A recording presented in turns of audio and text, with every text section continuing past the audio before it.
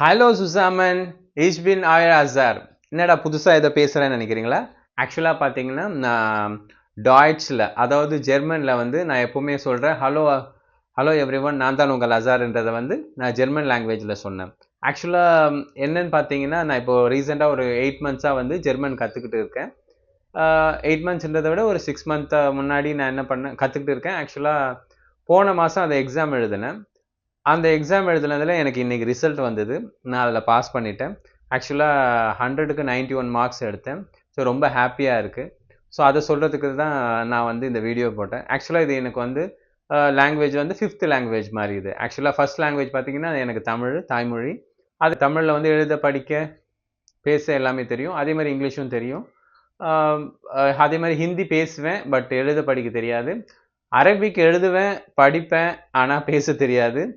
ஆக்சுவலாக அதுக்கப்புறம் பார்த்தீங்கன்னா இப்போ இது ஜெர்மன் ஒன்று அடிஷ்னலாக ஆட் ஆயிருக்கு. ஆக்சுவலாக நான் இந்த ஜெர்மன் எதுக்கு கற்றுக்கிட்டேன் அப்படின்னு பார்த்தீங்கன்னா, இக்கிகாயின்னு ஒரு புக் படித்தேன்.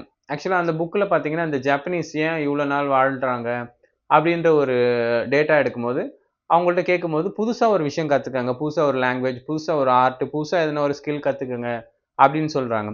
ஸோ நான் வந்து ஆக்சுவலாக ஜெர்மன் நான் வந்து 2019 கொரோனா வரத்துக்கு 2 மாதம் முன்னாடி பார்த்தீங்கன்னா நான் போயிருந்தேன், கிளாஸ் போயிருந்தேன்.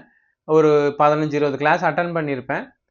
அதுக்கப்புறம் என்னால் கண்டினியூ பண்ண முடியல. எனக்கு ஒரு மேடம் சொல்லிக் கொடுத்தாங்க, நல்லபடியாக சொல்லிக் கொடுத்தாங்க.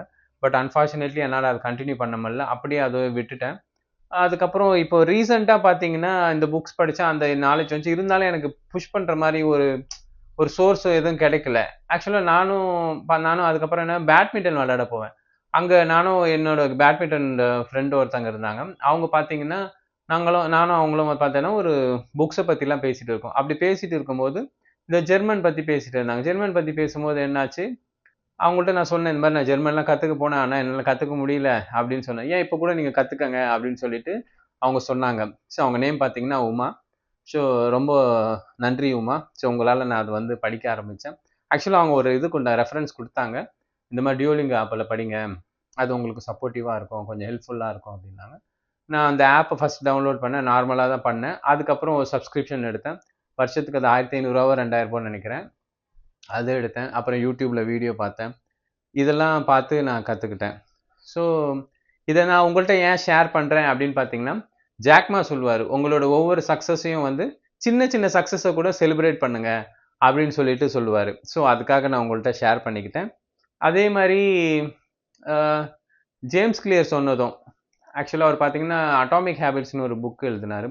அவரோட புக்கில் இருந்து நான் நிறைய